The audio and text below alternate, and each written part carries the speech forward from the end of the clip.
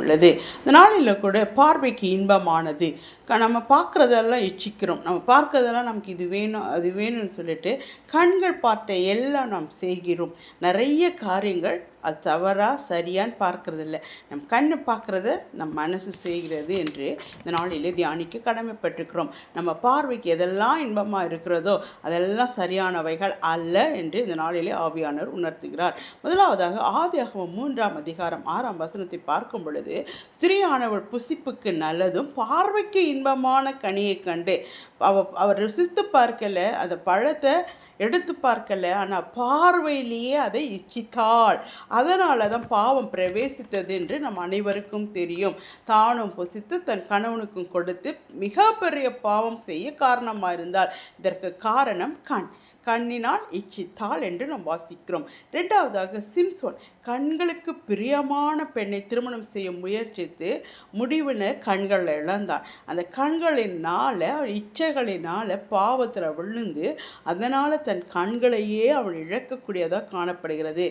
பிரியமானவர்கள், இதனாலே நம் கண்களால் தான் நிறைய பாவங்கள். பார்க்குறதெல்லாம் வேணும்னு சொல்லிட்டு நம்ம என்ன பண்ணுறோம், இதை வாங்கணும் அதை வாங்கணும்னு சொல்லிட்டு கடனை வாங்குகிறோம். இப்போ கடனாளிகளாக இருக்கிறோம்.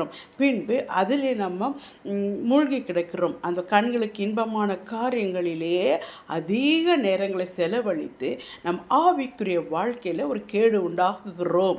அப்போது இந்த முக்கியமான காரணம் பார்வைக்கு இன்பம். இந்த பார்வையானது நம்ம சரிப்படுத்தி கொண்டால், இந்த பார்வையானது நம்ம தெளிவாக்கி கொண்டால் பாவத்திற்கு இடமே இல்லை என்றது நாளிலே ஆவியானவர் உணர்த்துகிறார். அதுக்கு மிகப்பெரிய எக்ஸாம்பிள் ஆதாமும் ஏவாளும் சிம்சோனும். இன்னும் அநேகர் உண்டு. நாபால் இச்சித்தான், இப்படி ஒவ்வொரு காரியங்களும் உண்டு. ஆகாப் ராஜா அவன் இச்சித்ததுனால தான் திராட்சை தோட்டத்துக்காக நாபத்தை கொலை செய்தான். கொலைக்காக போக வேண்டியக்கூடிய காரியங்கள் கூட இந்த கண்களின் இச்சையினால் உண்டாகிறது என்று நாளிலே நம்ம ஆண்டவர் தெளிவுபடுத்துகிறார். இதனால் பிரியமானவர்களை கண் தெளிவாக இருந்தால் உன் சரீரம் முழுவதும் வெளிச்சமாக இருக்கும் என்று மத்திய 6:22 கூறப்பட்டிருக்கிறது. கண்ணானது சரீரத்தின் விளக்காக இருக்கிறது என்று மத்திய 6:22 கூறப்பட்டிருக்கிறது. அதனால் உன் கண்கள் நமக்கு கேட்டுக்கு வழி நடத்தும் என்று இந்த நாளிலே ஆவியான உணர்த்துகிறார். அதனால் அந்த கண்கள் உணர்த்துகிற காரியங்கள் எதெல்லாம் நம் பார்வைக்கு இன்பமாக இருக்கிறதோ, இன்று விசேஷமாக அநேக இந்த மொபைலுக்கு அடிமையாகி, மீடியாக்களுக்கு அடிமையாகி, ஃபேஸ்புக்கு அடிமையாகி, இன்ஸ்டாக்கு அடிமையாகி எப்படியாக தன் நேரங்களையும் காலங்களையும் செலவழித்து தன் ஆத்துமாக்களை நஷ்டப்படுத்தி கொண்டிருக்கிறார்கள். பிரியமானவர்களே, கண்ணானது சரீரத்தின் விளக்காக இருக்கிறது. கண்ணினால தான் நம்ம இச்சிக்கிறோம்.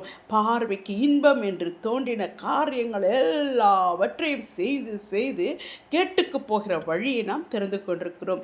கர்த்தர் நமக்கு 2 வழிகளை வைத்திருக்கிறார். ஒரு விசாலமான பாதை, குறுகலான பாதை. நாம் எதை தெரிந்து கொள்கிறோம் என்று நாளிலே நாம் சிந்திக்க கடமைப்பட்டிருக்கிறோம். பிரியமானவர்களை, கண்ணை நாம் தெளிவாக வைத்து நீதியின் பாதையில் நடக்க ஆவியானவர் உதவி செய்வாராக. ஆமேன், ஆமேன், ஆமேன்.